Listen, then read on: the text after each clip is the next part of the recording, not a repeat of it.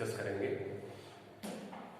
सबसे पहले मैथ्स में जो इम्पोर्टेंट थिंग्स है वह डिजिट, अंक। और अंक की बात अगर अपन करें तो मैथ्स में कुल कितने अंक होते हैं, कोई बताएगा? मैथ्स में, गणित में कितने अंक होते हैं? मैथ्स में अंक होते हैं 10। कितने होते हैं? और 10 अंक कौन से होते हैं? 0 से लेकर के 9 तक। 0 से लेकर के 9 तक सब जानते हैं। 0, 1, 2, 3, 4, 5, 6, 7, 8 और 9, ये सारे मिलाकर के टोटल अंक कितने हो गए? 10 अंक हो गए। इन 10 अंकों की सहायता से हम कितनी भी बड़ी से बड़ी संख्या, और अपन यूं कर सकते हैं कोई डिजिट के अकॉर्डिंग अपन एक बड़ा नंबर अपन बना सकते हैं, चाहे वो 10 लाख हो, चाहे वो 10 करोड़ हो, चाहे वो 5000 हो, चाहे 5728 हो, वो हम इन 10 अंकों की सहायता से बना सकते हैं। इन नंबर्स के अकॉर्डिंग अपन इसको एक डिवाइडेशन पार्ट बना के रखा है इसका, और इसलिए इसको एक नया नाम दे दिया गया, नंबर सिस्टम। और नंबर सिस्टम में क्या होता है कि इस नंबर्स के अलग अलग नाम दे दिए गए हैं। सबसे पहला नाम आपने सुना होगा, सबसे पहला नाम है प्राकृत संख्या। सबसे पहला नाम क्या है? प्राकृत संख्या। प्राकृत संख्या है, इसको इंग्लिश में अपन क्या कहते हैं? Natural number. क्या कहते हैं? Natural number. ठीक है, प्राकृत संख्या, नेचुरल नंबर। इसको हम डिनोट करते हैं एन से। किसे डिनोट करते हैं? एन से लिखते हैं इसको। ठीक है, नेचुरल इट मीन्स ऐसे नंबर जो हमें प्रकृति के द्वारा प्राप्त है।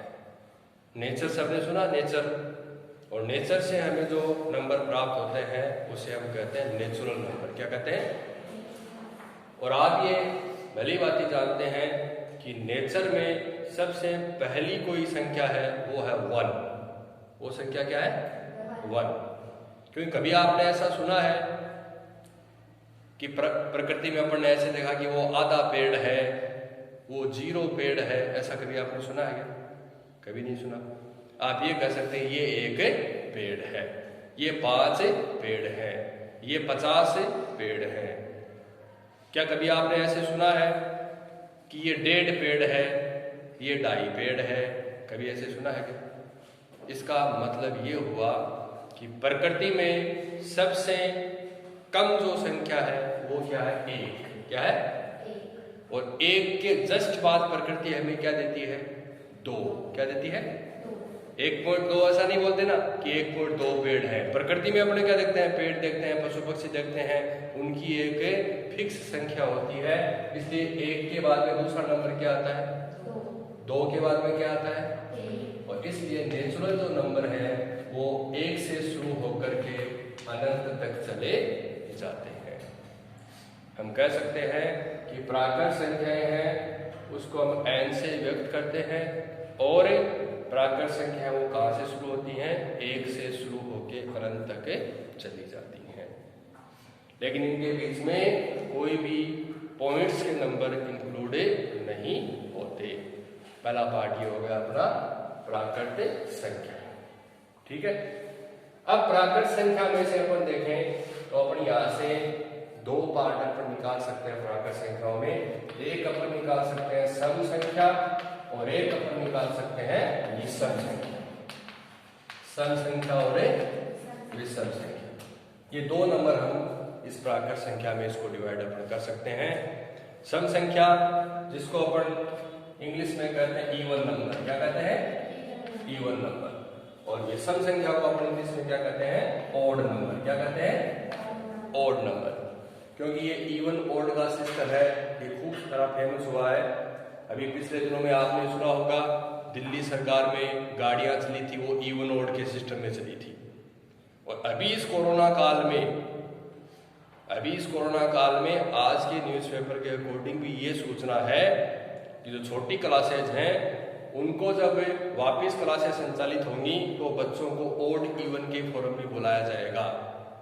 ओड इवन का मतलब ये है एक दिन जो बच्चे आते हैं दूसरे दिन उनकी छुट्टी होगी और वहां पे जो बाकी जो बच्चे हैं उनको बुलाया जाएगा, फिर उनका रेस्ट, फिर अगले दिन दूसरे वाले, एक दिन छोड़ के एक दिन जो सिस्टम होता है उसको अपन क्या कहते हैं, ओड इवन या इवन ओड का सिस्टम कहते हैं।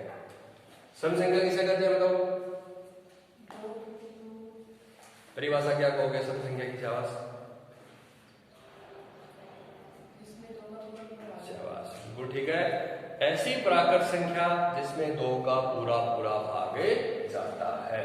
ऐसी प्राकृत संख्या, आपने अब तक पढ़ा है संख्या, लेकिन अब आपको क्या शब्द यूज करना है? ऐसी प्राकृत संख्या जिसमें 2 का पूरा पूरा भाग जाता हो उसे हम क्या कहते हैं? सम संख्या कहते हैं।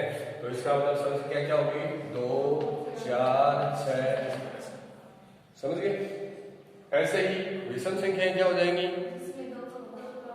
जिसमें नहीं।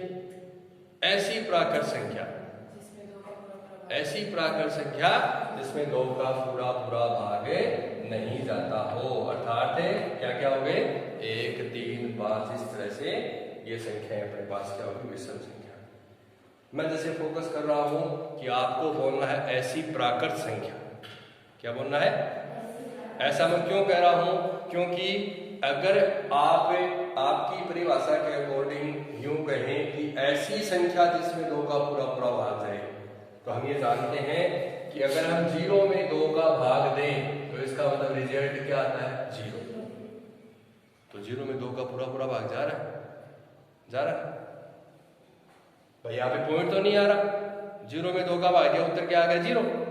तो आपकी परिभाषा के अकॉर्डिंग क्या हुआ? 0 क्या बन गई? एक सम संख्या बन गई, क्योंकि आपने क्या कहा था कि ऐसी संख्या जिसमें 2 का भाग देने पे रिजल्ट क्या आता है?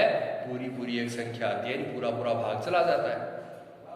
तो ऐसी संख्या कहोगे तो 0 भी एक संख्या तो है ही, क्योंकि अभी अपने देखा था अंक है अपने पास 0 से 9 तक ये सारे 0 भी एक संख्या है ना।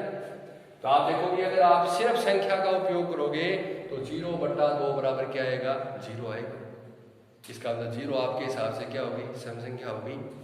लेकिन मैंने आपको बताया कि प्राकृत संख्याएं कहां से शुरू होती हैं? 1 से। 1 से क्यों होती हैं? क्योंकि ये प्रकृति के द्वारा प्रदत्त संख्याएं हैं और प्रकृति में शून्य कुछ नहीं होता। एग्जिस्टेंस किसी चीज का है, हमें जो कुछ दिखाई दे रहा है वो प्रकृति है। इसका मतलब प्राकृत संख्या 1 से शुरू होती हैं और प्राकृत संख्याओं को ही यहाँ पे डिवाइड किया गया है, एक सम संख्या और एक विषम संख्या। तो ऐसी प्राकृत संख्या, अगर अपन ऐसा यूज करेंगे कि ऐसी प्राकृत संख्या, तो उसके बाद इसमें 0 है ही नहीं क्या? प्राकृत संख्या में 0 है ही नहीं, तो अपनी परिभाषा एकदम से सही बैठी कि ऐसी प्राकृत संख्या जिसमें 2 का पूरा पूरा भाग जाता है उसे अपन क्या कहेंगे? सम। और ऐसी प्राकृत संख्या जिसमें 2 का पूरा पूरा भाग नहीं जाता उसे अपन क्या कहेंगे? विषम संख्या कहेंगे। समझ में आई बात? तो अगर अपन ऐसी संख्या का उपयोग कर लेंगे, साथ में प्राकृत शब्द यूज नहीं करेंगे, तो उसके बाद में आपकी परिभाषा के अकॉर्डिंग 0 क्या बन जाएगा? सम संख्या बन जाएगा, जबकि 0 सम संख्या नहीं है। ओके।